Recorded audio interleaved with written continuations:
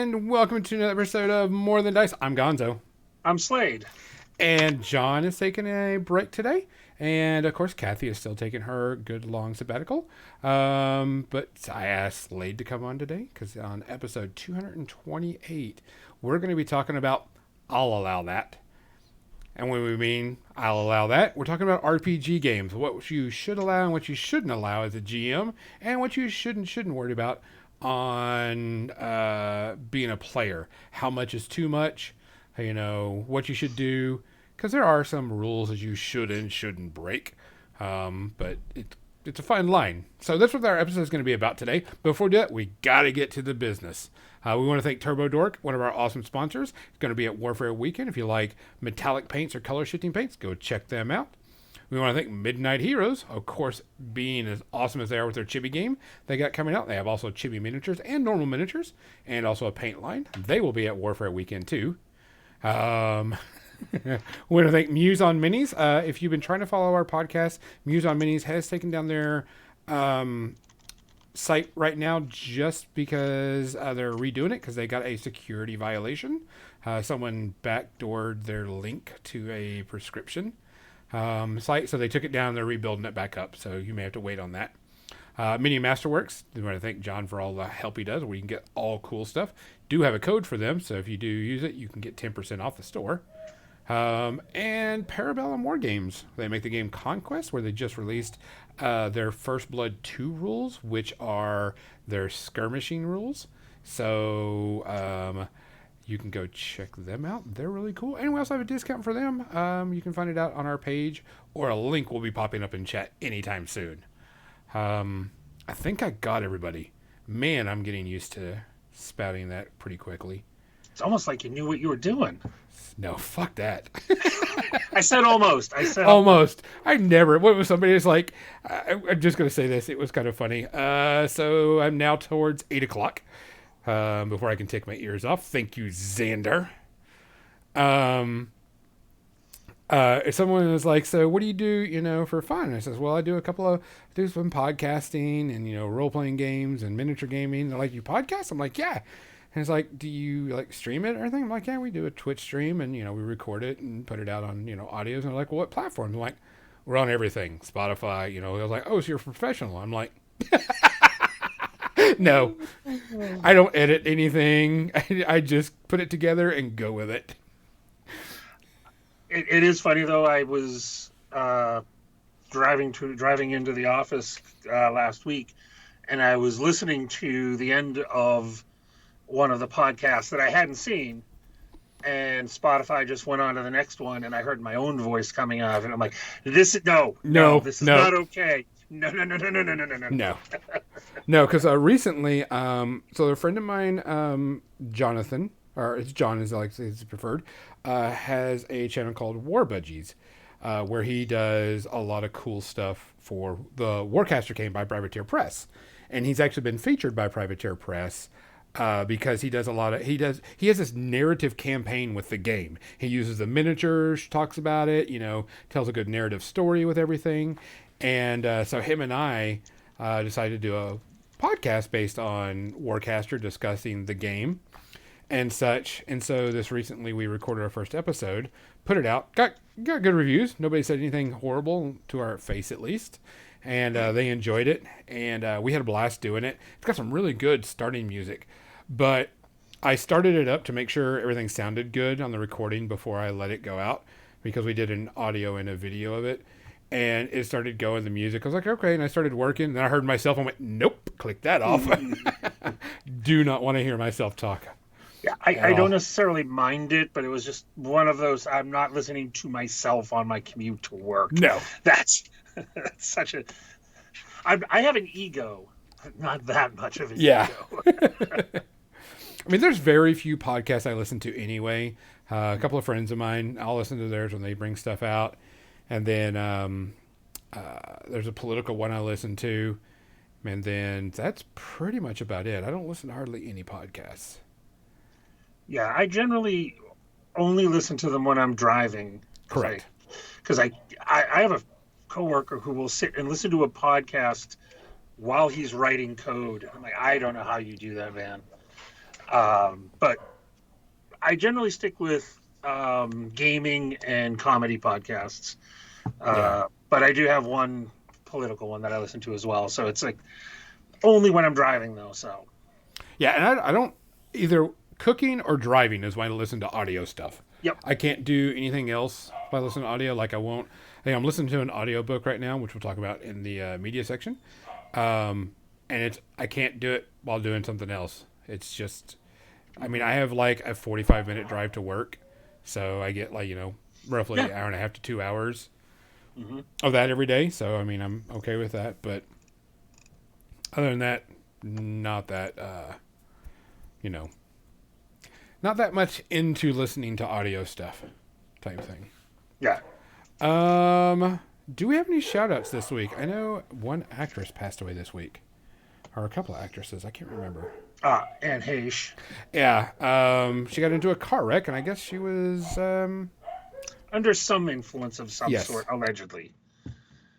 I've heard there's drugs. I've heard there's alcohol. I've heard there's other things. I was just sad to hear it because I did like her stuff. Um, and you don't like anybody going out like that, you know? Correct. Yeah. Really bad car wreck. And dogs were going crazy.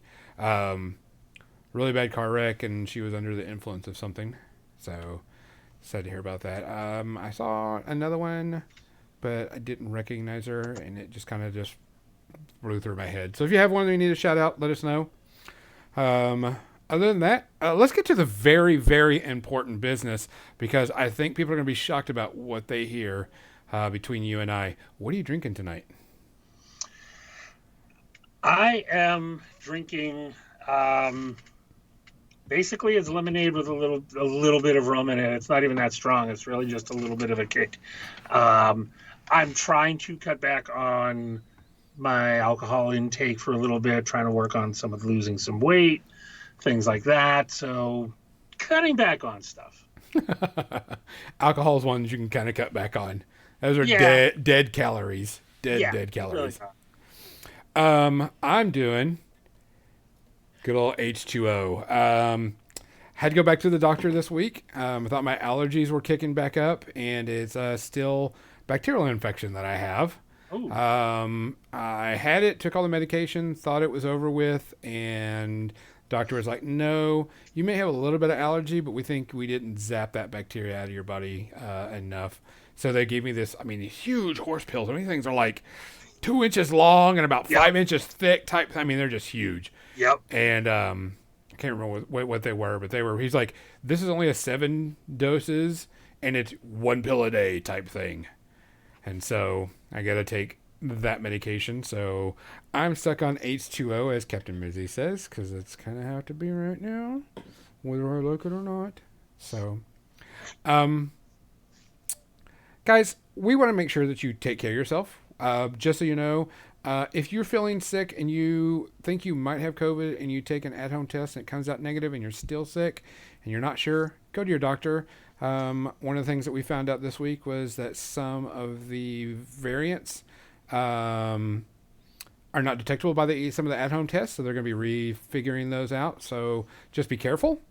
Make sure you're vaccinated and you're protected. Man, my dogs are going crazy tonight. But make sure you're just protecting yourself. Make sure you're protecting others. Make sure that you're looking out for everybody. If you see something different with your friends, just say hi. Check in on them. Make sure they're okay. We're all here. We got to make it happy. So, for More Than Dice, Gonzo and Slade, cheers. Cheers. As far as the tests go, too, if you can't get to your doctor in time, if you have a CVS, Walgreens, whatever chain drugstore, Yes. call them. They almost all have some level of free or very low cost PCR test available, Correct. which is still much more accurate. Get one of those. Even if you come up with ambiguous results on your at home, get those. Those are the most accurate ones. Be sure, be safe. Yeah. Because I know that that's what I had to do whenever I got exposed at work. from a lady. They required me to go to CVS to get a antigen, and I'm like, yep, or PCR, I should say, not an antigen, but a PCR. Right. And I was like, yep. Had to sit in the drive-thru, shove a stick up into my brain. Both They're sides not of fun. it. They're not fun, but they're No. worth it. Yeah. And then had to wait like 2 days and got the results back. So, no well. So, all right. So let's go ahead and start talking about the subject. We're not going to go to the paint cam. I do have to work on some stuff, but it's not going to be very fun and interesting to look at. I have to take all these little things, which are like gatherings of haystack for Warfare Weekend, and so all I'm doing is contrast painting those. So we're not going to go to the paint cam. We're just going to sit here and talk about it. But this subject came up because I was reading rules for our die campaign, and of course the old subject dropped in my head of the D&D trailer dropped, and people were complaining that Druids can't shift into owlbear form, and I'm like, okay, yeah, I get it. The rules, as per rules written. And then I saw this one trailer, this one video of a guy that was dressed in your stereotypical GM outfit and wizard outfit and was sitting there, and he's like, if I get another call about this damn owlbear, and it was like Wizard Windows, answering rules questions, and it's like, yes, we do know that it says you can't, but magic is a wondrous and wild thing, and he says, so they allow it, type thing. And I was like, that's actually a really relevant topic, because there are times when you should let players break the rules. There's times when you shouldn't let players break the rules. And then there's times where you break the rules on purpose because it makes, the game better or whatever that needs to be. I want to cite this specific example. We'll go into it more later on, but this is a rule of cool thing, in my opinion. For this owlbear, transforming an owlbear. This is a rule of cool. I'm sure the GM was, if this was a GM thing, the GM was like, yeah, you can transform into an owlbear. Just give the person bear stats and let them, have whatever and change, whatever. It didn't matter. You can do it. That, to me, was a rule of cool thing. What do you think? I think so. Druids are some of my favorite rule breakers in D&D. In an in-person campaign I had in the before times, pre-COVID, for people that don't understand. I had a group that was mostly new players, but I had a very experienced player that was coming in. Which was great. If you have a whole bunch of noobs and one experienced player, it makes your life as a GM so much easier in trying to teach Correct people how to play, because he was awesome. He was helping somebody. All right, you're up next. What do you have? Okay, so this spell does this. This is a bonus action. It was awesome. He and I, though, decided to play with his druid character, and he and I homebrewed rules around his druid, and we took away generic wild shape and replaced it with this thing that we named the Ritual of Consumption. And you can actually see it up on D&D Beyond. I made it a public homebrew, where he would, through a ritual, consume the flesh of a defeated creature that, within 48 hours of its demise. And then he would be able to transform into that. And because of the limitation, we gave it a little bit of a boost on the beast side. But we also included things that were technically monstrosities. So we didn't do owlbear, but we did some other things. He did an Ankeg, actually, I think it was. And that's awesome. Because it gave him something really interesting, gave me something interesting to work with as a DM, provided some narrative things behind it. So when I saw the owlbear, that's all I thought of was, cool, a variation circle, awesome. Yeah. And my understanding is that the character is also a tiefling, so why wouldn't a tiefling have some sort of weird variation off nature because they are part unnatural as far as the druid circles go? Yeah. Sure. What for people who don't know, what is a tiefling? A tiefling is a, generally speaking, a human demonic hybrid is the best way to put it. There's some sort of demonic lineage in your ancestry. Yeah.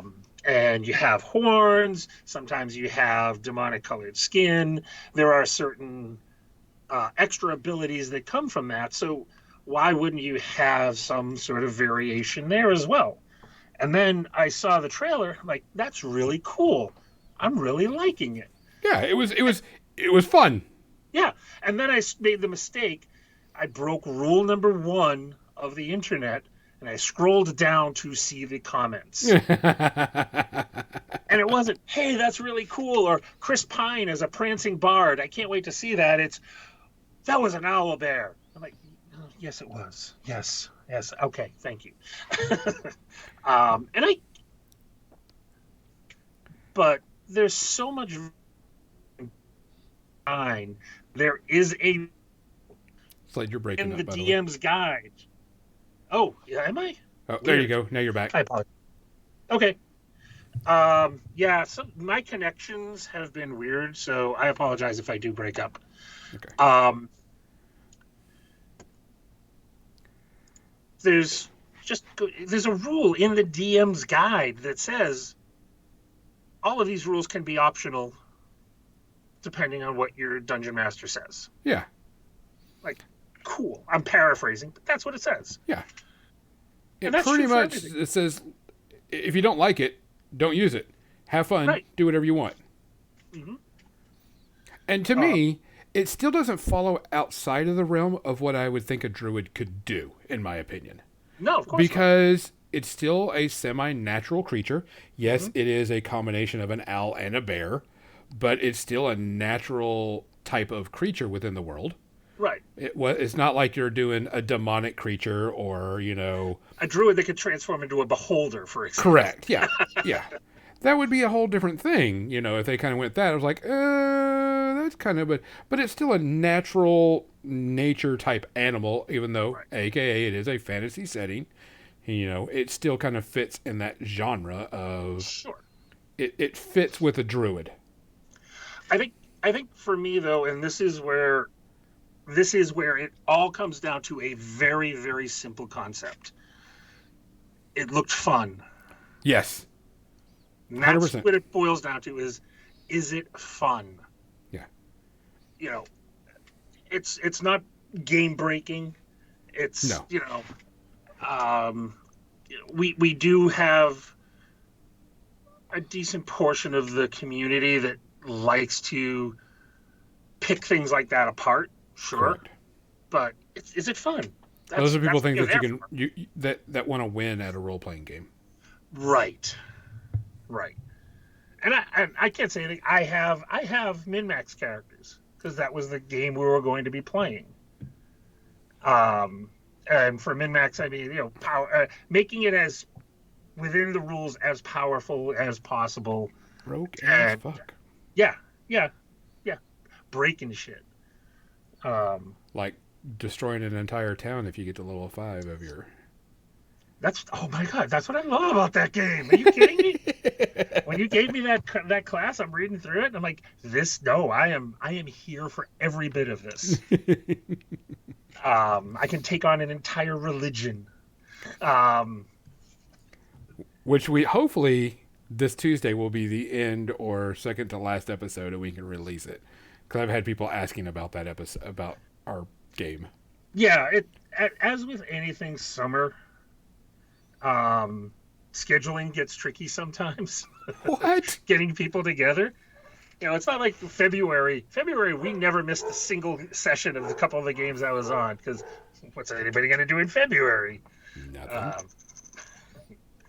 But I'm hoping it comes out soon. But this is going. It would be a different thing if they were like, and your example is correct. My druid wants to transform into a beholder. I'm like, that's kind of pushing it, in my opinion. Doesn't mean that it can't happen, but it doesn't fit a druid, in my opinion. Right. An owlbear does fit, in my opinion, what a druid could do. So I wouldn't have any problems. Just figure out the stats, go with it, let it run, have a good time. Bob's your uncle. Right. And I think that's where you get rules as written and rules as intended type arguments. Yeah. And the spirit of the rule is really what you should go by as a guide. Yes, the actual wording says a beast, which is a very specific classification in the game system. An example outside of the game system, the D&D game system, is I ran a Monster of the Week campaign for a while. Mm-hmm. You raided into us a few times, in fact. Oh yeah. There were times where, I'm like, you know what? That sounds really fun. Let's just do that, and went against the wording of the rule. But you know what? We just decided to run with it anyway because it was close enough. Yeah, you went with the spirit of it. Uh-huh. And I think that's a really big kicker is some games you can kind of break the spirit and it's not going to be a problem. Like I have, and it goes down to the rule of cool thumb that we always use. I had a friend of mine that was like, hey, I want to change my magic missile to be, instead of, a light beam, to be like a hammer because so on and so forth. And I'm like, fine. Yep. Type thing. Doesn't matter.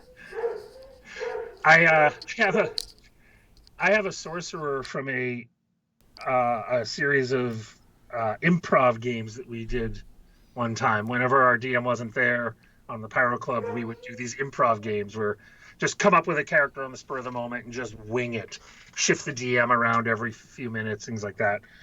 I have one that, his name's Steve. He's actually, he's from South Boston and he likes dunks, and he doesn't shoot magic missiles. He shoots magic fishels, and it comes out as like, oh, he's shooting 4 halibut at you, and things like that. And because it was fun. Is it the rule? No. Is it a great way to, get around the need for create food and water? Yes. Yes. But I don't care. Yeah, it doesn't matter because, like I said, this goes back to the rule of cool. It doesn't include anything that shouldn't be in the game. You're not changing the magic missile to be more powerful. Yeah, it's still the same thing. So it's not anything crazy. And I was like, yeah, no problem. You're invoking the rule of cool. That's fine. Mm-hmm. It goes like when somebody's saying, I want to do. Whenever I'm attacking, give me the setup and I want to leap around, jump off the table and blah, blah, blah. And I was like, are you bypassing any rule or are you just making this look cool? I'm like, I'm just trying to make this look cool and be acrobatic because this is my character's an acrobatic, rogue type. I'm like, fine. No big deal. Rule of cool applies. Go for it. Well, I think you hit on a kind of a subtle distinction right there, though, too, is there's flavor and then there's actual avoiding some rules. Correct. In your case, I might say, you know what, give me an acrobatics check. And I look and he's got a 17 dex. That's an 11 DC. Just for the possibility of failure that could be hilarious. Yeah. But there's also another one in a campaign we just did recently where we actually broke the economy of action because it was cool and it was hilarious, where we had, this thing's actually a bonus action, but you know what? This works in theme. So yes, you can cast a Misty Step and then do this and then also have something else because why not? Because it's hilarious. Yeah. Either way, you're not breaking the game. No. You're not breaking, and you're not trying to gain an advantage over the rules. If you're trying to gain an advantage, it's a whole different story. And I got an example of that. We always were like, hey, I want to play something really unique and everything to the game. And I'm like, okay, what do you want to do? He goes, I want to play an angel. And I'm like, okay, what are the rules for the angel? And he found like some homebrew thing, and I was like, Mm-hmm. oh, this is not going to work as a level 1 campaign. They were immune to anything that, it pretty much the rules, it was completely fucking broken. Sure. It was at first level, you needed a +3 or higher weapon just to damage an angel. They started out with like 45 hit points, and it was just all this crazy stuff. And I says, Mm-hmm. that's just a little too much because we're just talking about a level 1 game starting out. You're more of a god. And I was like, now, if you want to do something where you gain those powers back, through gameplay or whatever, we can do that. But he was like, no, I just want this right now. He goes, okay, so you don't want the rule of cool. You just want to be OP to start off with. Right. The rule of Jim wins. Um, yeah, but on the other side of that, though, you do get some interest. You get somebody with an idea like that, but then if you spend a little time working it into the game, into what, like you said, okay, maybe you can regain that. That's where you get stuff like Asimars. Yes. And this is way really before those interesting came stuff. out. No, but I'm just saying, but that's where you get all of these things that eventually work that way is, that would be really cool. How do we work that into the system so it's not broken? Yes. Like, you could gain your powers back, but it would be through leveling, gameplay, so on and so forth. Right. Like, okay, maybe at level 5 you get, X amount of abilities or X thing, not just right off the bat, I can't touch you. Because you're just going way overboard with everything. But this person was a known, power gamer who didn't care about the story, just wanted to make sure if they rolled max and could auto crit everything. It was just outrageous. And I was like, and this was a long, long time ago before we had Asimars and all that. We had just the basic D&D book. Yep. I mean, because I've been thinking about, because I really want to play a game, and I want to play a fantasy RPG, and I want to play a goblin rogue / assassin type. And I was like, I just got this cool concept in my head, and I'm like, a lot of places don't let you play a goblin. And I'm like, well, let's work it up. Right. And I think that's what a lot of GMs nowadays are just like, let's figure it out. Mm-hmm. Let's not just let's not worry about, you have to have this. Let's work it out. Yeah. And I think that's really the strength of these games, though. And you look at some of the new systems that are out, whether the Apocalypse or Savage Worlds, things along those lines, where they are very deliberately rule unspecific. Correct. The best way to put it. Here's a framework. And I think that's one of the things we miss in conversations around D&D, Pathfinder, Starfinder, is rules are a framework that you get to work in. And you as a group, because that's the thing, this is a group game, you get to play with them a little bit. You can change them because it's fun for your group. I'd be willing to bet the rest of my groups would not be interested in having that druid rule, for example, that I did with my friend. It's like, that seems dumb. I just want to be able to turn into the things like I'm supposed to. I'm like, cool, that's fine. Do that. This was fun for us. No hard feelings. Yeah. We tend to get into, and this goes into the bigger scoped out conversation of gatekeeping, but gatekeeping via rules is, I know you were actually talking about this in a previous episode, talking about how it can be really, really tedious with some of the war games when you have to spend so much time because the rules call for very specific things, the measurements and all of these arguments breaking out about things, which is fine. That's the game, but it's not accessible. Right. It becomes, and honestly, it's one of the reasons, besides the fact that I did not have a good enough job to be able to get into it back when I was getting into gaming. I don't do that. I'm here to play a game and have some fun. But yeah, you're not giving somebody fireball at their first level, or you're not making them a +3 weapon to hit. Um, Yeah, because it just kind of spoils the whole thing. right. Don't get me wrong. We all want our characters to be able to do cool shit and have Mm-hmm. cool things and do cool things, but you do have to set some limits to Sure. that. Oh, thank you, Cookie, for the Hell Hydrate. Yeah, you're late on that, by the way. Slacker.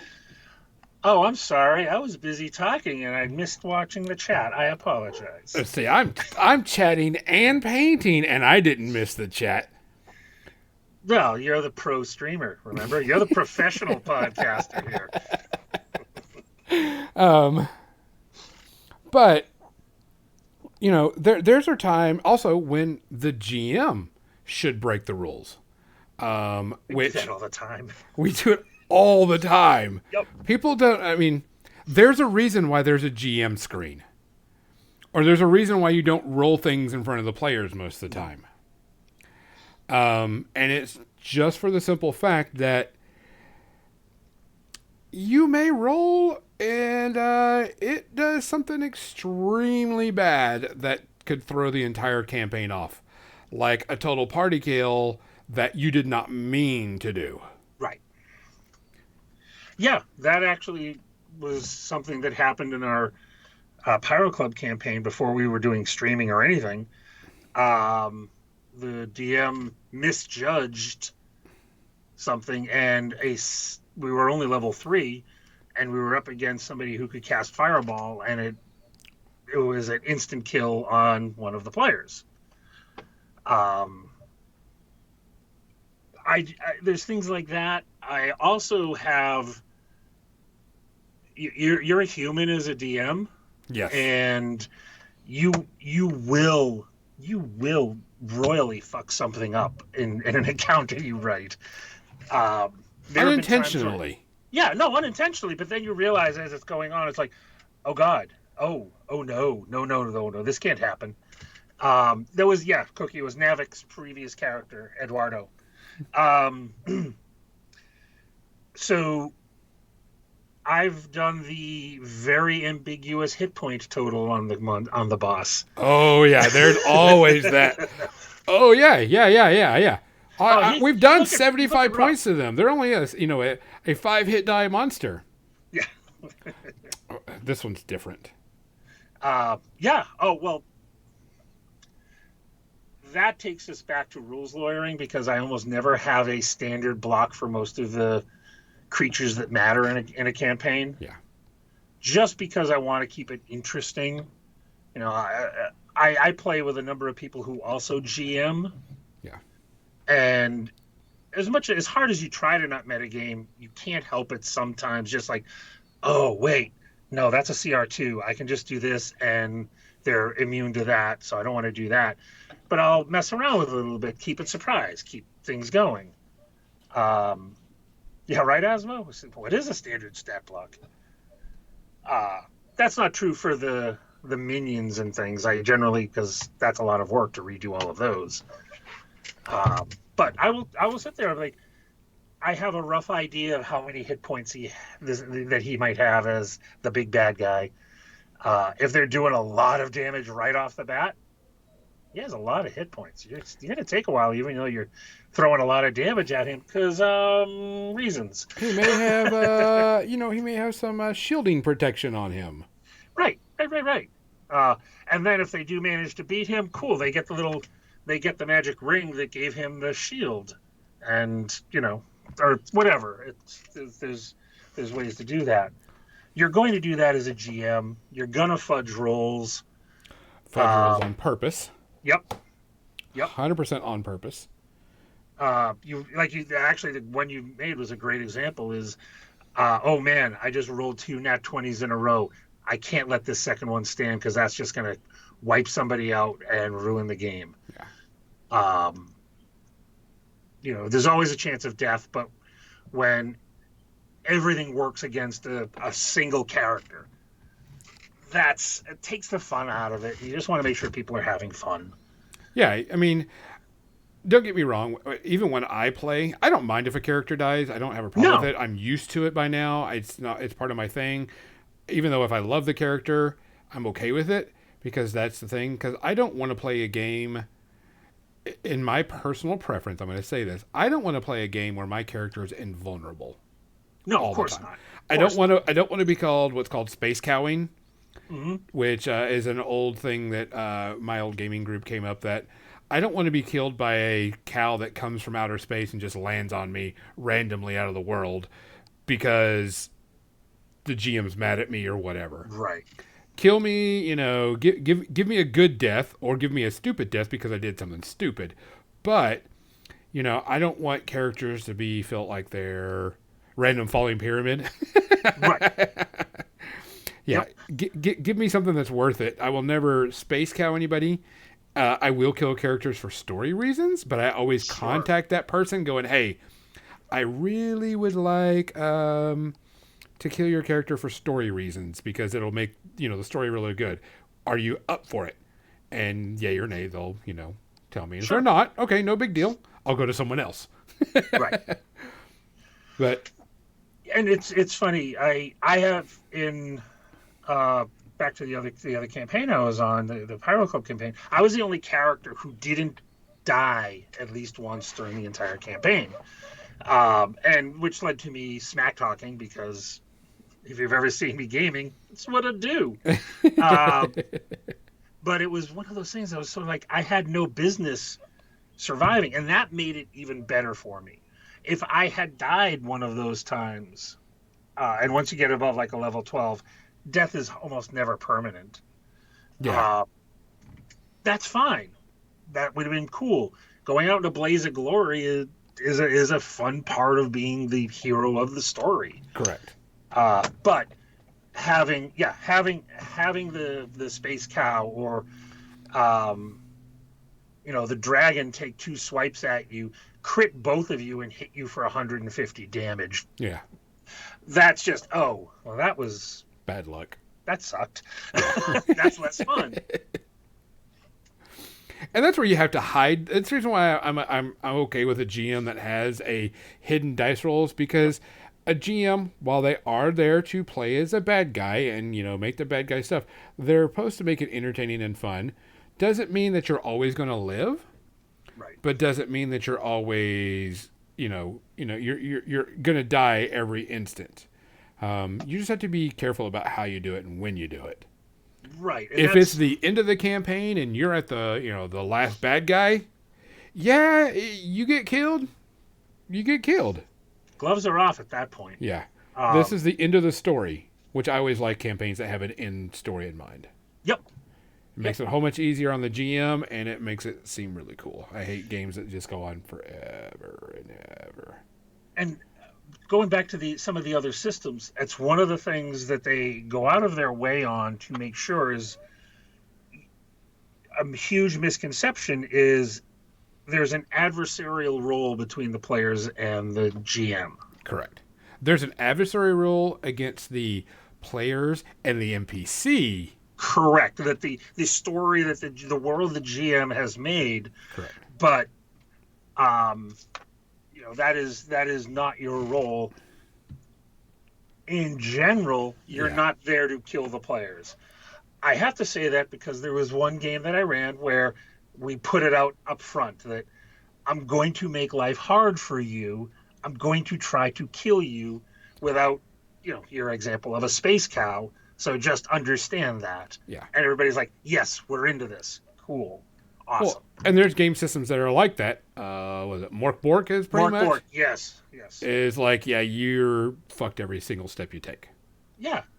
And that's fine. Going into it. Yes, you do know going into that you're going to be screwed over every single second you touch something. But that's something you also talk about your players before you even get, into it.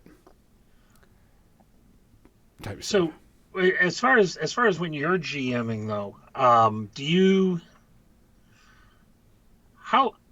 do you play looser with the rules with people learning the system or people that know the system? Learning the system, the people that know the system, because I know a lot of people and this is before recent gaming, that I knew people that would metagame too much. Sure. And I'm like, okay, I'm going to play looser on the NPCs and their health totals and abilities and such because you're metagaming and I'm going to metagame. Thanks, Sheza. Love you too.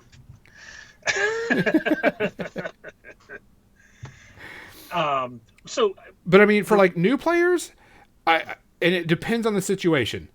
New player comes up and says, I'm gonna, insta kill this thing. Well, what do you have to insta kill? Well, I have a sword. Well, that's not how this works. right. And I think that's where the balance is for me. Is I don't know. I could answer that question very clearly because it's all circumstantial.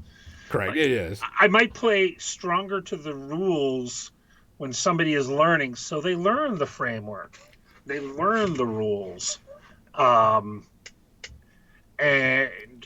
there are times when there's veterans that I will fudge because it stopped being fun if I don't. Yeah. I mean, it is situational. Now that I think about it, it's more situational. But if it's somebody that's like really, really brand new to the game, and they're like, "Oh, I thought the spell did this. Can I change my action?" Yeah, of course. Yeah. No big deal. What did you want? What do you want to do? Oh, I want to do this instead. Okay, yeah, no big deal. It's not a problem. I didn't know that it didn't do what I thought it was. Or hey, I finally got to reading this spell. This spell doesn't do exactly what I thought it was going to do. Can I change it to a different spell? Yeah, you're brand new.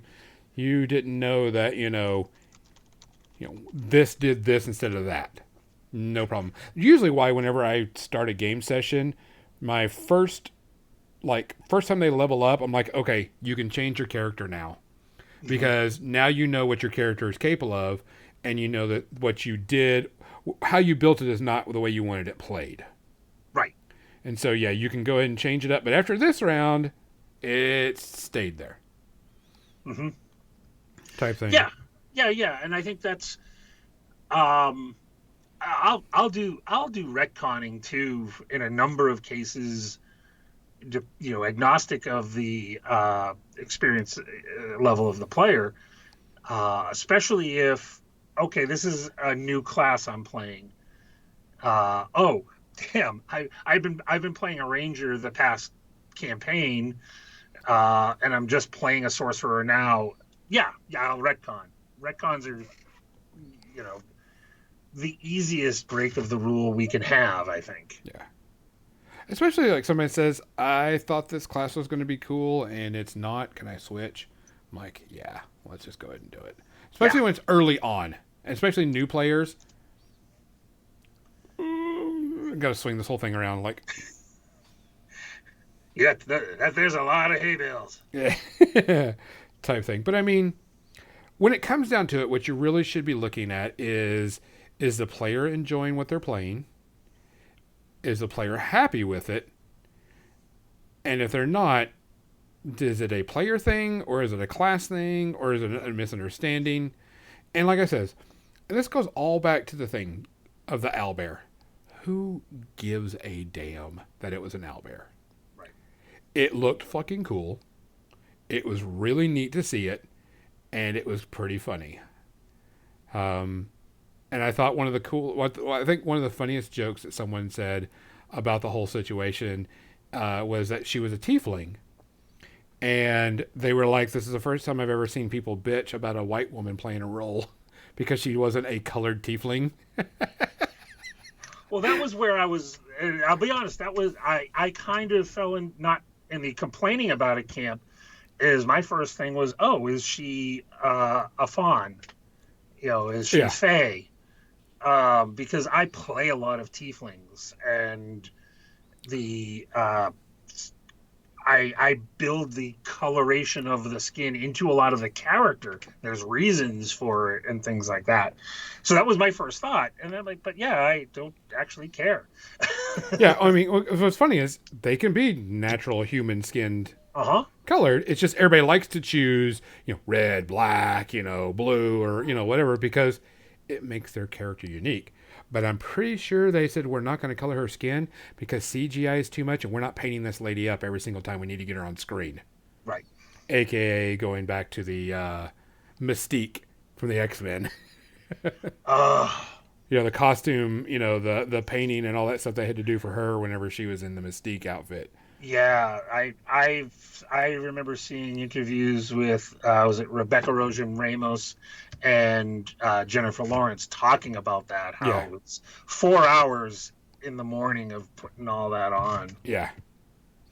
It was amazing. Oh yeah, as far as practical costuming goes, it was amazing. Yeah. But if you don't have to do it, fuck it. Nope. I think if they did it now, they would do it CGI because the CGI has moved so much that they could probably do the costume in a CGI. Yeah. Yeah, it wouldn't surprise me, actually, if most of it in the most recent one that she was in is like that, too. Yeah. But I mean, as a GM, there's time to break the rules, and there's time when not to break the rules. When do we not break the rules? Well, you mentioned one point where it's like there's an end game or a major story point fight, for example. Correct.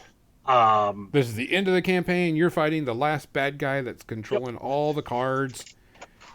You don't let it slide. Let people die because, because one of my things I tell my players is the bad guys don't stop because you go on a separate mission.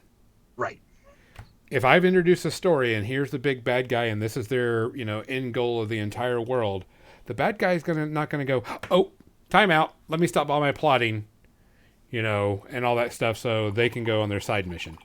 That's one of my kind of my hard rules is bad guys don't stop because you decided to go chase an artifact down that has nothing to do with the story type thing. That's kind of one of my hard rules that I tell players.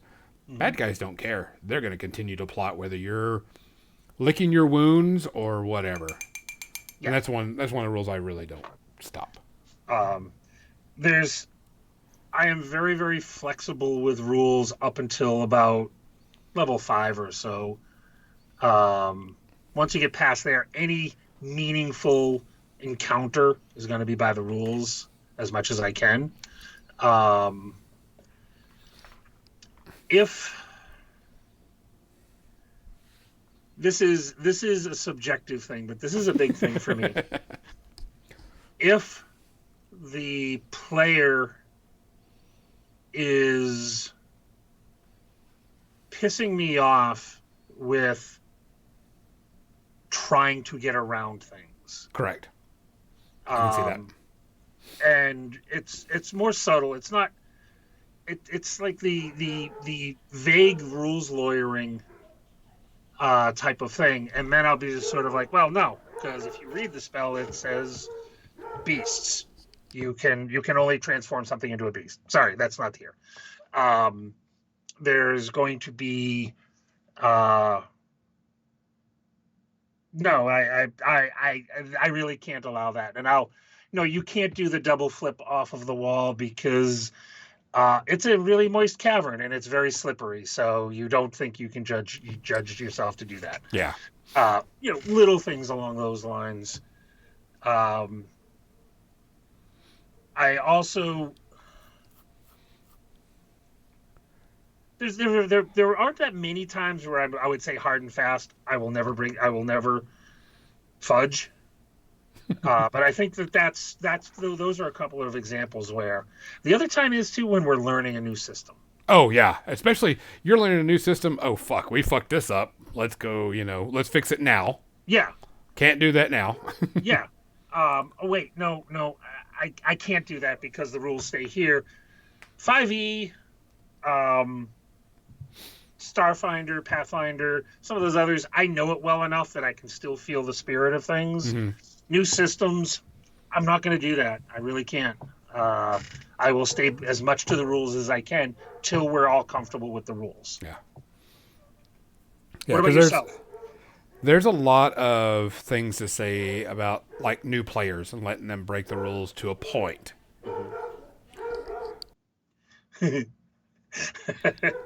Dogs are going nuts. Dogs like, he fudges rules all the time. Don't listen to him. He's full of shit. But I mean, that's something, that you have to figure out as a GM. A lot of people are like, I think it's funny when everybody's like, oh, I bet you the GM has this planned. I will tell you right now, the best and thing for a GM to have is to be very impromptu and play on the fly. Oh yeah, well you have to. Yeah, you have to. Hell, hydrate.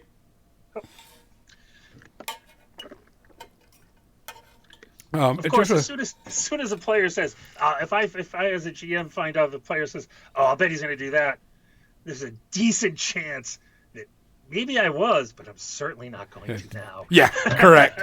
Yeah, 100%. Try to figure out the baddie type thing. But, I mean, there's got to be, when it comes down to it, you either break a rule or keep a rule depending on whether it's good for the story, good for the game, or, like you said, a rule lawyer. Oh, you've been rule lawyering me the whole time, and now you want to break a rule? Nah. Yeah. But, I mean, that happens very irregular now because we're all really kind of picky about who we play with now. Yeah. We're like, okay, yeah, I'm not going to, I'm not going to allow this guy. Earlier today, I went to my local game store for a paint party. And we have 2 long tables that we use, and people are sitting around there, and there's paint everywhere, and people are swapping things back and forth. There were 2 games going on nearby, and one of them I couldn't help overhearing half of the time. And I'm just sort of like, oh yeah, no, I don't know how long I could play with some of these folks. Correct. And I realized that I can do that now. I can have that luxury. You didn't have that luxury before the online stuff. And yeah, I still play it in person. I still love playing in person, but I can also be picky about that because I have more choices for the game. And I think that's actually the other time I used to play a lot of the games was if I go to a con or something like that, and I'll jump into one of those. If I'm running one of those, I tend to stick to the rules for the most part. Just because I don't know anybody that's there, and I don't know anything, so fall back to the default. Yeah, and that's something that people got to understand, that when you go to play at a convention, you're not playing with your buddy. Right. You're not playing with your house rules. They're playing the rules as written and creating the story. And now they may let some things slide for rule of cool type purposes, but for everything, it's going to be, this is the rules, here it goes type thing. And it's 30 feet, hard, fast rules. Sorry. Yeah. Yeah. And they have to, because you're, what do you have to say? They're on a timeline anyway. Mm-hmm. Yeah, the game has to be done by this time. And if it's not done, sorry, pack up your stuff. You got to leave because, it's over type thing. Right. And I was reminded too, as we're talking, I have a friend who does a lot of in-person stuff. He's like, I don't want to play with a GM who is hard one way or the other. I want somebody who's flexible. Yeah. And I think that's what it boils down to, is there's times where it's appropriate, times it's not. And also, go back to the other thing, it's a fucking movie. Correct. Somebody jumps out of the way of a stampeding monster into a gelatinous cube. Yeah.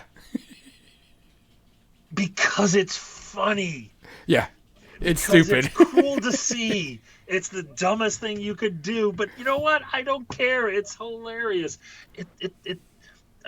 Sheza says the movie's going to be trash. God, I hope it is in a way. Because how many of your games haven't had some element of stupid trash to them? Yeah. I just hope it's the thing is, when I first saw the trailer, I says this reminds me of what if you were to take and put Guardians of the Galaxy as a fantasy setting. It seems like it's going to be just cool fun, have a good time, see cool shit that we've never seen before. Yep. like one of the things that I thought was really cool, which you don't ever see, was the black dragon flying down and not spewing fire, but spitted acid. And I was like, now that's cool. Awesome. We don't ever see that because all dragons spit fire in every single movie we've seen. So I was like, that's cool because that references the rules and kind of sticks with it that they spit acid and not fire. Right. Type thing. And I think like, Asmo puts it perfectly. I hope it's state fair food level garbage. Yeah. Which is exactly because that stuff is so good. It's so bad for you. It's the perfect mix. It comes down to it. Do I expect this movie to be like a Lord of the Rings? Fuck no. But I expect this to be fun, like a Guardians of the Galaxy type thing. It's like, oh, that's cool. This is fun. This is cool. But I expect this to be super serious and crazy? No. No, Chris Pine is a bard. Yeah. When your lead is a bard, there's nobody who plays D&D seriously is going to go in thinking that this is going to be, the Two Towers. There's correct. No way. No, you're not expecting to cry or feel hugely emotional with this movie, in my opinion. No. You're supposed to go, that was cool as shit to watch. That was cool. That was cool. Uh-huh. Yes, they did this some really neat things. That was cool, special, that type of thing. Oh, they got the dragon breath right on this, which is really neat. And roll your eyes when somebody does something epically stupid. Yeah. Because you've done that epically stupid thing in your campaign. I mean, that's the fun. And that's what brings me down. Like I said, I broke the rule and read the comments because it sucks the fun out of it. Yeah, it does. I know that Spider-Man made his own web shooters, but Tobey Maguire having it just come out of his wrist was cool. It was. It was cool. Cool. You're like, I would have never thought about that because I'm used to the web shooters of all the Spider-Man, but and then of course in the last movie, they played into it was great. I was like, wait, can you shoot your webs out anywhere else? No, it's just the wrists. And I'm like, that right there just was a culmination of it all. It just was great. I mean, when it comes down to it, there are time to break rules and there's time when not to break rules. A good GM will know, and a good player should know when too also. A good player should know, okay, that's a little too much. I shouldn't have asked for that. But that's something that just, should come with being a good player because you're there to have fun no matter what. You're there to make a cool story. People die in cool stories. That's just, part of it. Very good characters die in great stories, and it means something, and it should be okay when you do everything. I've gone into games fully expecting and actually kind of planning on my character dying. I went into this one thing where it was obvious I'm going in for a suicide mission. I have a way out, but the way out is so stupidly risky. I'm not sure this is going to work. Yeah. But if I die, it's kind of an awesome way to die. Yeah. Fantastic. I was like, you didn't die by a space cow. You died by your own actions going down in a blaze of glory. Right. And if I take the bad guy with me, far out. Let's go. Oh, yeah. It reminds me, I played in a Star Wars campaign long time ago. In a galaxy far, far away. In a galaxy very, very far away. It's actually down the street, but that's a different story. But the whole thing was we were all playing Jedis. It was supposed to be the time like a Knights of the Old Republic. Sure. Type thing. So it was all, purpose, and we were all Jedis, and we were fleeing the Jedi Temple because it was getting overrun because this guy wanted to use the Yuuzhan Vong, which people understand. Yuuzhan Vong are insectoid bite thing, and they're ravenous and just kill everything. And the GM was telling us like, yeah, your best bet is to get to your spaceship and get out and fly away, which we were all running that way. And he kept on saying that, these hordes of creatures were coming over us and it was going to, swallow us. And I'm like, okay, my character is the self-sacrificing person. So first game session, I self-sacrificed my character. Yeah. So the other party could leave. Now, did I have to do that? No. But does it make sense for my character and the story? Because the way the GM said it? 100%. Of course. I'm like, yeah, my character died. Who cares? They're like, your character died first game session. Did it make a cool story? Yes. I'm like, fine. I did my job to keep the cool story going. Yeah, it's the the one space marine sitting back as the HR Geiger aliens are coming in, Yeah. and it's like, I'm just gonna slow you down. I'm hurt. Give me your grenades. Yeah. Perfect. And you don't see what happens. You see the rest of the cast running away, and you hear the blasting, the screaming, and the explosion. That's awesome. Yeah. that makes the story. But I mean, and that's the thing is, did I break the rules? Not really. Did I, the GM break the rule? No. But could we still have stood there? No. But Right. did it make it good? Yeah, it did. Yeah, and I think that there's also, you mentioned something about not planning.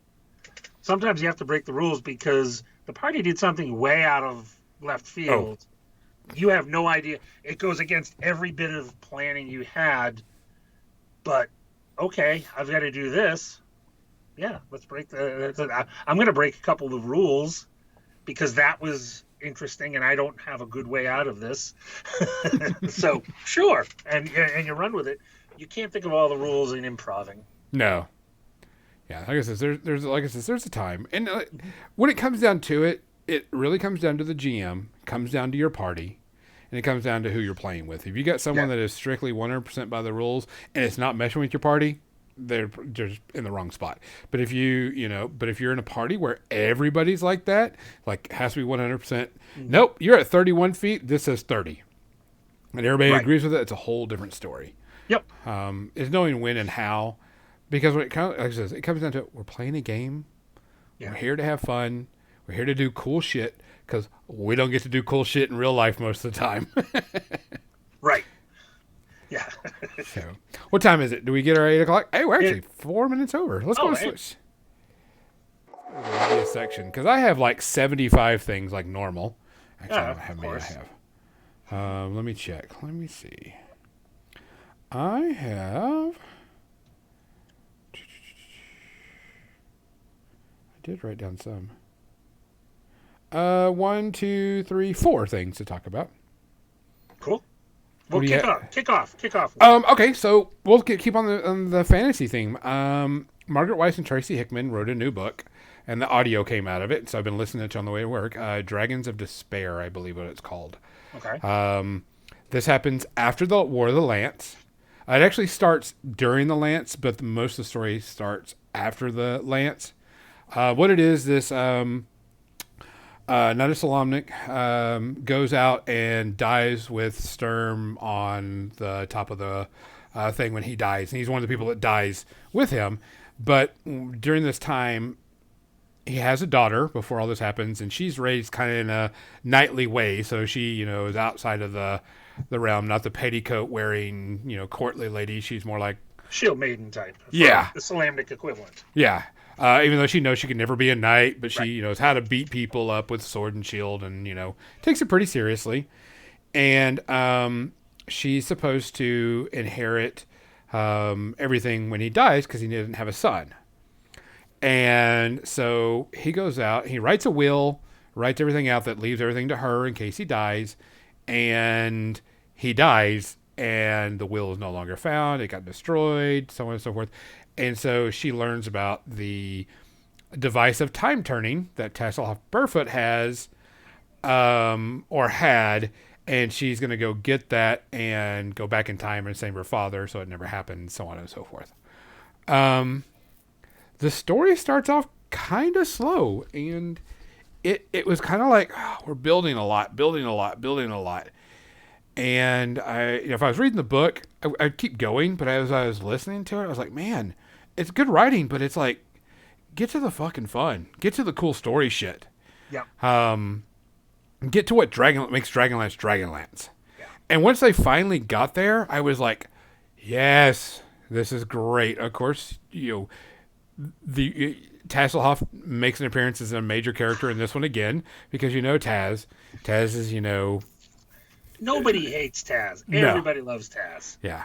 And it was good. I'm not done yet. I've only got like a few hours left on it, but like I said, it takes a while to start up, but once it does and it gets back into all the people and really gets the ball rolling on the story, it does really, really well.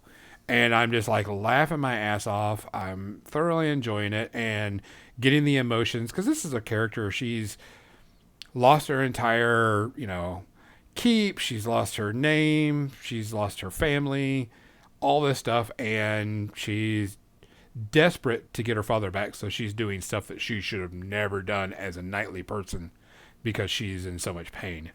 But some of the things that happen in this, I'm not going to spoil it because I know some people might want to read it and listen to it. It's just been really good once it starts rolling. Really makes me feel like, I've missed Dragonlance, and I can't wait until the new book comes out. I want that so bad. Yep. And I don't want to run it. I want to play in that game. I want to play in that world so bad. I don't want to run that game, but I'm going to buy all the books. Yep. So I'll give a full rule once I'm full, leveling on it whenever I finish the entire thing. But I'm enjoying it. Once it started rolling, it was really good. So. Yeah, that's funny because I'm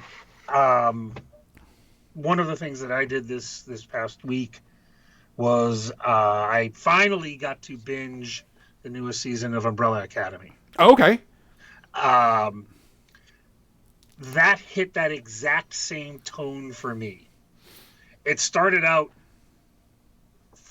awesome. I was like, yeah, great. This is perfect. And then it hit this slow period in the middle where I'm like, okay, no, this is fine. You have to build some story. Yep, there's some exposition. Cool. Great. Okay, now we're back to the fun stuff. Yeah. You're back to the cool shit again.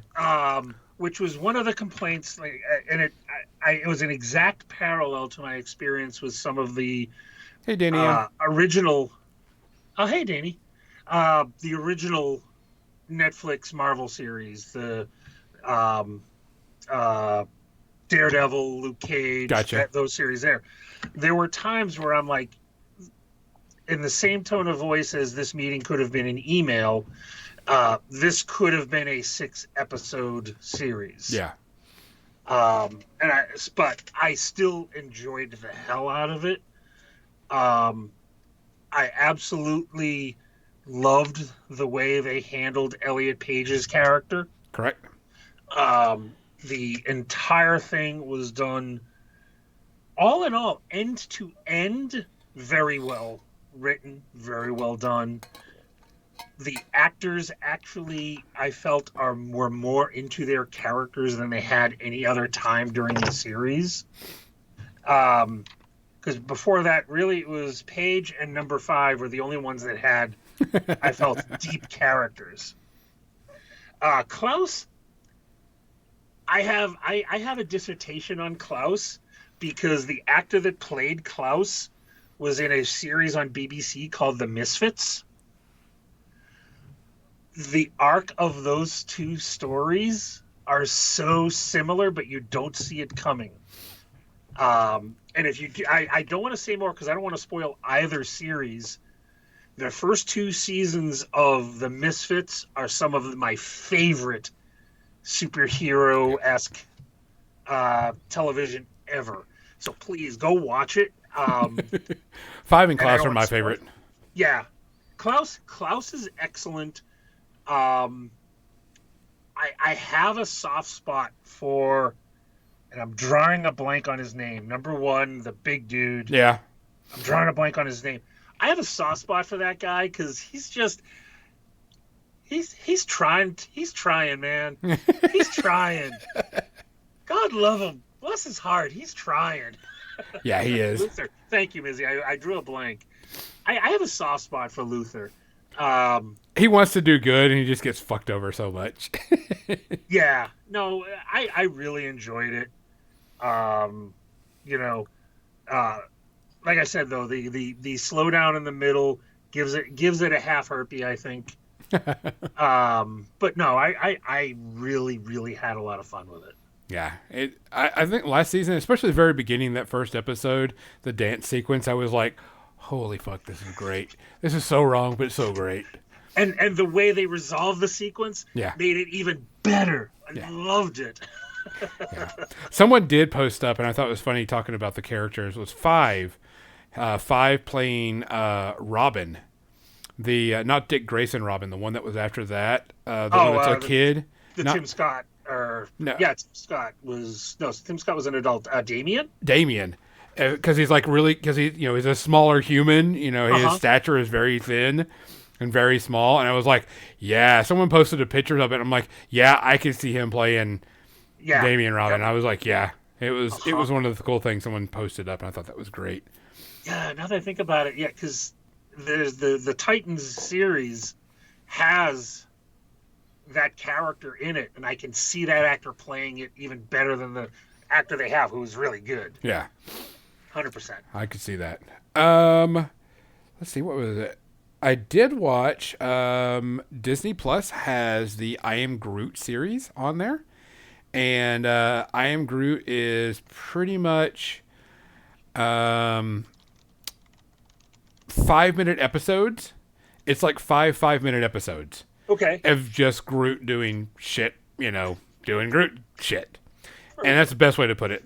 You can watch the entire thing in like 30 minutes. The entire series in 30 minutes. And it's supposed to be. It's cute. I mean, whatever. It was all right. You're not going to, it's not meant to, expand the universe or, whatever. It's just meant like, here's Groot. We're going to do some cool stuff with Groot. We're going to make this super cute. He's going to do cool things. And, oh, yeah, Rocket's going to be in this episode. Or, they're going to have, this person or that person or whatever. But, I mean, it was fine. There was nothing wrong with it. I mean, would I have rather had a Groot TV series? Sure. But it was, like I said, it's just 5-minute episodes of Groot, so it's just nice and cute. You really can't give it any bad rating for it. Sure. Because it's just little shorts for, to go, oh, he's so cute, and shit, he did that. Okay. Type thing. Similar to in that kind of spirit to the web episodes for Thor, when he moved in with that dude who was an accountant. I don't think I've seen that one. Oh. So there's a series of web shorts that happen between Thor, I think it's Thor: The Dark World and the Avengers. And it's basically he moves in with this guy in New Zealand or Tasmania, I forget which it is. And it's just this regular guy who was looking for a roommate, and now he has Thor, who is like the worst roommate. And it's wonderful. If you get a chance, I don't remember the name, but if just like the Thor web series, it's wonderful. And it's the same thing though. Doesn't expand the universe. Yeah. It's dumb, but it's fun. Well, it's like, what was it, Doug? The Up Dog? Yeah. That was just like those. They were just quick little 5-minute shows that were just a little fun type thing. So, I mean, you can't give it any negative. No. In my opinion, because there's nothing to give a negative on. It's just quick little fun stories. Yep. So, what you got next? Part of my binge fest was let's ruin some of my younger days. I had not seen the Jurassic World movies. Gotcha. I watched all 3 of them back to back, not in a single day. Just like as soon as the one finished, I picked up the next one and I started watching it. Gotcha. Oh God. I wanted to love these movies. They're not good. I loved some of the parts of those movies. Yep. But the rest of the time, I'm like, please, no. Suspension of disbelief is fine. I am happy to suspend disbelief. Yeah. I'm watching a movie with dinosaurs you grew from frog DNA out of them. Cool. I'm going in checking half of my brain at the door already. Yeah. I loved the first movie. I kind of liked the third, but the rest of them were just sort of like, I dug the idea of the character who raised and tried to train intelligent dinosaurs, which happen to be raptors, from birth. Yeah. I'm down with this. But man, no, stop, please. After a while, It's not really spoiling anything at this point. There's a period in this sequence where dinosaurs get loose in the real world Yep. and are running free. Um, and there are times I'm like, but that's not. I can't even suspend disbelief for some of this. I enjoyed them. They were dumb fun. It was nice in the third one to see Sam Neill and Laura Dern. Mm-hmm. And Ian, the character Ian back in there causing problems, and being the character that I loved in the first one. But I don't recommend it for your mental health sake. Everybody that I know has seen that. Yeah, everybody I know that's seen the last one are like, yeah, this is bad. Oh, it was just like I said, suspension of disbelief will carry you so far. Yep. And I loved the movie that gave us space herpes, Ice Pirates, and I couldn't really say I enjoyed the last one of that series. Yeah. So, all right. So, give the last one. Hey, V. The first one I will give 1 Okay. RP2 because it's a formula, and that's fine, and it was good. And the people are threatened, fantastic, cool. The third one gets 2.5. And the middle one gets about 1.5 because the whole thing around the story of the auction and things like that was just awful. Oh, yeah. But it was still kind of a dumb, fun kind of way. Stop us, please. Please stop. The characters, I loved seeing them. That's the extent of it. Yeah. What's my other one? So I've watched the series finale of Lock and Key.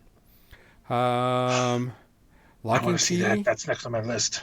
So this was the final season, which is good because I don't like it when they just try to keep them going. I enjoyed season 1 a lot. I'm going to tell you right now, season 1 was great. Season 2 was okay. Better than the stick in the eyeball. Season 3 was okay. It wasn't great. Yeah. It was just okay. You got to the end of the story. Everybody's done. It's all good. So on and so forth.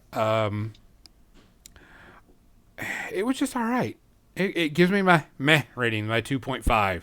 It was just okay. I'm glad it got over. Glad it got done. But for the most part, all right. Deal with it later. Yeah, that's the thing. And hey, V, how you doing? V, I did read some of the comics. I didn't get into it as much. So I don't know if the end is true to the comic or not. So don't quote me on that. I just know that I read some of the first ones because I remember it. But was it cool? It was all right. But like I says, it just kind of... It felt like it was rushed, best way to put it. Like, yeah, we know this has to be our final season. Let's just kind of rush everything along. We don't care about story and plot, really. Yeah. And character building. I like the series in general. I loved the first season. I think I kind of probably liked the second season more than you did, but I can understand, but it wasn't season 2 of Stranger Things, for example. Correct. But it was good. I enjoyed it. I'm looking forward to this, to just see how they resolve up the story. I will probably hate portions of the way they resolve the story, but that's fine. I'm that kind of nerd. We haven't talked about Sandman yet. I haven't seen it, so I don't know if you've watched any of it. I'm actually gonna when you're done with your review, I'm gonna give unless you're done. I've got another review. I will say I watched a movie that is out of my norm. The reason I watched it was it had 2 actors I really, really love. One of whom I knew going in it was going to be a bit of a mindfuck type thing because it was Tom Hiddleston and Tilda Swinton. So anything with Tilda Swinton in, I'm going to enjoy that mindfucking. But because she's just that in those kinds of characters and that kind of movie and those kinds of roles. but it's called Only Lovers Left Alive, and the basis is Tom Hiddleston and Tilda Swinton are very old vampires that are married. Their best pal is Christopher Marlowe, who uh, is played by John Hurt. So I'm like, this is going to be a cool movie. Anton Yelchin was in it as well. It was so weird. Dude, even by the standard of going in knowing it's going to be weird, it was so weird. It won all kinds of awards. And I understand why. It is, as a film person, a good movie. It is so weird. Don't go in looking for Loki or, her character from Doctor Strange. This is a bizarre fucking movie. It was a good, bizarre fucking movie, though. I will give it only one Space Herpy because I did not care. And if anybody watches it, I don't want to spoil it. Sorry. Tilda, Siri, shut up. The Tilda Swinton's sister is a character, and she's also one of the vampires. I did not like her story arc, and it really took me out of the movie for a little bit. That's the only reason it gets any sort of things at all. If you're down for a weird movie, knowing full well Tilda Swinton is it's weird by her standards, catch that movie. I saw it on HBO Max. I think it's a couple of other places too. I think I saw that in there. I just didn't register it. Okay, so I did do a review of Sandman last week, but I'm going to give another one because I rewatched it. So no spoilers still, because I know some people are still getting through it. I love this series. I don't care what anybody says. I mean, everybody that I've seen that's watched it has enjoyed it so far. I don't think I've seen hardly any negative reviews from my side. They picked the perfect actor to play Sandman. I mean, physically, the look, they got him spot on, perfect. There is no if, ands, or but about it. Whoever their special effects team for all this is amazing. Whatever they paid them, they need to pay them double because it is unbelievably great. I've watched it twice. I hardly ever watch a series more than once, unless it's been like many, many, many years. But I was like, done watching, gonna go again. But I really, really love this. I'm sure it's going to get renewed for another season. There's too much. People have been talking about it too much. People are enjoying it. I mean, I just goo and gaga everything that happens. Getting to see everything. I think it's episode 4, or whichever one they go to hell in, is my favorite episode by far. And like I said, no spoilers, but it is unbelievably really, really good. I enjoy the ever-living crap out of this series. Story-wise, character-wise, settings, special effects, everything is spot on. I never read like a ton of Sandman comics. Read some when it started out and, kind of let it. And of course, a lot of people are big fans. So I was like, I knew about it, knew what was going on. But I was like, man, this is so good. Great geek storytelling, great special effects. Highly, highly recommend. Yeah, I've read a little bit of the comics. Neil Gaiman can be hot and cold with me, type of thing. I'm really looking forward to seeing it, and it absolutely will be renewed rather, because Netflix is super, super careful of numbers. They don't publish numbers. Yeah. They can't help but do that in this case. The numbers have been awesome for it. Oh, yeah. So just that alone, it will get renewed. And judging by all the reviews, and the reason I haven't watched it yet is I need to block that time where I know I'm not going to be interrupted because I want to get into this. Yeah. For me, a lot of shows, it's very much I watch through listening because I can't concentrate on just the episode. This is a series where I'm like, ding, my eyes are not going anywhere, my phone's away, I'm locked in and I'm there. Yep. Yeah, So. and that's why I've watched the next thing I'm going to talk about, and actually I think it's my last one, is because I was able to do that back and forth and sort of watch while listening, was The Gray Man. Man, I love that movie. I haven't watched it. It's on my list. It's a James Bond-esque meets Ryan Reynolds action type movie, and it is a fun movie. Is there dumb things in it? Yes. Is there suspension of disbelief? Sure is. Is there plot armor around the characters? 100%. I did not care. It is just a fun movie. And seeing Chris Evans as a sociopath is so much fun. You see him coming off of the Human Torch and Captain America, and even though some of the times he hasn't played the most wholesome characters, it's nothing like this. Knives Out. You know they're having fun. Yeah, they're just having fun with it, and you're going to enjoy that movie. There's a scene in, I think it's Prague, where they just destroy half of the town like GoldenEye with James Bond in the tank. It's the same kind of sequence where you're like, this is so stupid, but I'm here for every minute of it. And I have nothing bad to say about the movie, because it is exactly what it purports to be, and I had a blast watching it. Yeah, that one's on my list. So, how are we doing? Well, that's pretty much our show. I have another one, but it is a TV show, and I'll wait till the end of that, and we'll review it next week. Guys, we appreciate you coming out, listening, and watching on any platform, whether live or not. Doesn't matter. We enjoy that you're here.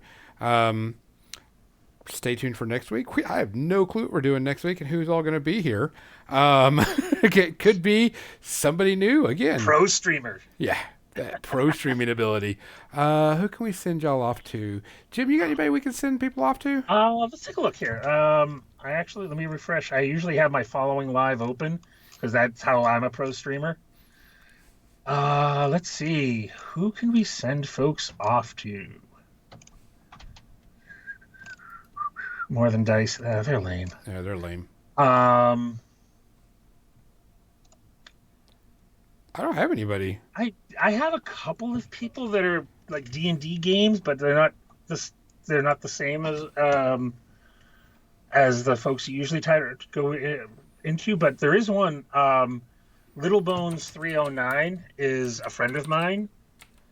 She does some variety. She also does some D&D. She's currently in a Descent into Avernus game right now. Did you say Little Bones 309? Little Bones 309. Yep. All right.